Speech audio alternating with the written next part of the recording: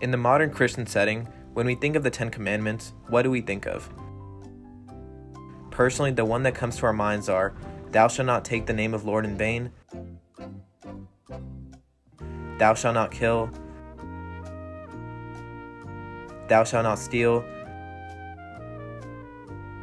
and honor thy father and mother, and so forth. But there's always one that practically never comes to mind first. Ironic, because it's the first of the 10 Commandments. Thou shalt not have any gods before me. This is the commandment that forbids the followers of the Lord from committing idolatry, which we'll get into in a moment. But take note that at the time Exodus was written, this was so crucial that it was given the high honor of being the very first commandment. In other words, it was God's first priority when telling the Hebrews what they could and could not do. But what is idolatry? It's essentially the practice of worshiping other/additional gods than the Lord himself. These other gods are called idols and most commonly refer to pagan deities, like all of the Greco-Roman pantheon.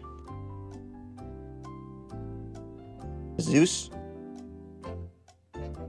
idol. Neptune, idol. God, not an idol. Easy, right? Well, the Jews of the Old Testament do not have the best track record when it comes to idolatry. In Exodus, Moses proclaims the 10 Commandments while the Jews are camped at Mount Sinai. And before they even leave, the Jews fumble listening to God. Moses comes down from Mount Sinai, and the Jews are down there worshiping a golden calf.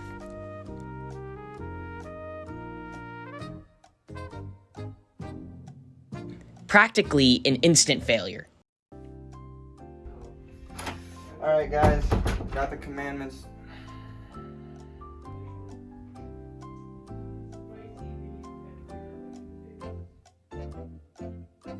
God allowed Assyria to destroy the northern kingdom because of their practice of idolatry that continued for 200 years.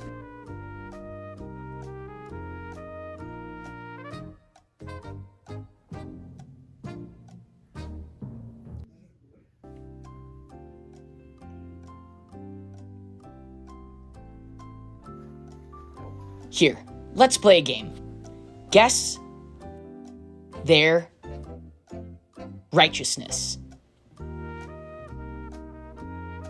Ahaz, evil. Hezekiah, right. Manasseh, evil. Ammon, evil. Josiah, right. Jehoahaz, evil. Jehoiakim, evil.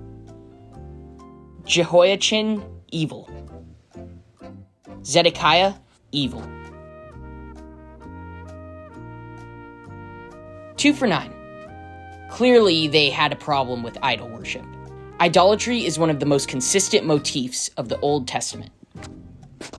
Now that we're familiar with what this sin is, and its plurality of examples in the Old Testament, let's discuss why it was so important that at the time of writing, idolatry was made to be the first and therefore most important commandment. First, the commandments are stated in the book of Exodus, so we have to establish when that book was written in order to have historical context. While it isn't entirely known when the book was written, consensus among religious scholars points towards the book being a product of the Babylonian exile, which likely puts it in the range of the 5th to 6th century BCE. Let's take a look at the Levant in this period. There are a lot of cities, and these are only the ones that have continued to exist into the modern era. Generally, each city/state would have their own deity. That's a messy religious map. In this time, when states warred against each other, the winner basically got bragging rights about having the better god than the other. Notice that it doesn't imply that the other god doesn't exist, only that the victor's god is more powerful.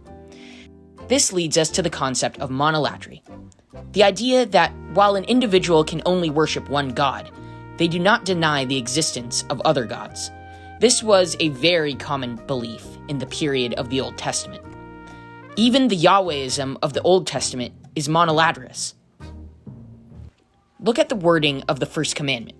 It says that one cannot worship other gods, but does not at any point deny the possibility of their existence, directly in line with the idea of monolatry. Therefore, the worshippers of God at this time could be seduced by other religions much easier than modern Christians, because it did not propose that God is the only divine power. And clearly, there were many divinities in the ancient Middle East that could seduce the followers of Yahweh. Additionally, most of the other nearby gods did not require the same kind of devotion and effort that God did. It makes sense that idolatry would be considered as the worst and most necessary evil to be prevented by the early church. They needed to do their best to ensure that Jews were not leaving Yahweh and flocking to the other easier religions of the area. Clearly, we've established how and why idolatry was written to be the first commandment in the ancient era. Now, let's analyze its position in the modern setting. As I mentioned earlier, I tend to forget when I recall the commandments off the top of my head. It's hard to argue that idolatry is as important as it once was. One of the first major factors is the difference in religious numbers. While we don't have statistics on the number of religions and the proportion of adherents in the ancient era, we can say that it is probably less than the modern day. Today, almost 97% of humans alive belong to one of 6 faiths, with agnosticism/atheism included as one of them. And considering that Islam and Christianity, the 2 largest religions in the world, both worship the same God, only with different interpretations of Jesus, God is getting plenty of worship, and the church isn't threatened by other gods becoming more relevant.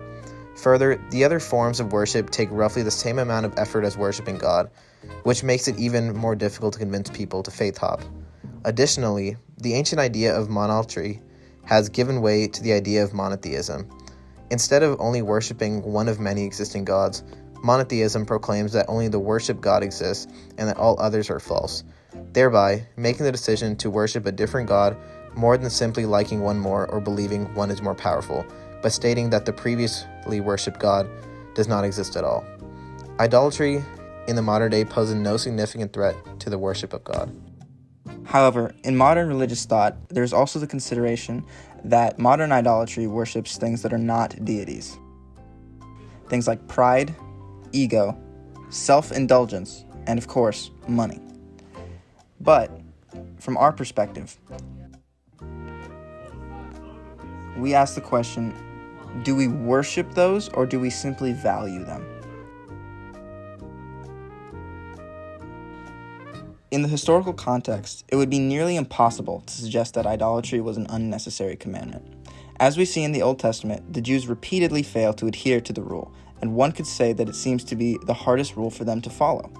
There were many reasons that ancient Jews could be seduced to worship other gods, but in the modern era, these reasons have been effectively nullified by changes in common thought and the consolidation of differing religions. Now, let's end with a question. If you were to rewrite the 10 Commandments today, would the sin of idolatry be one of them? Bing bang!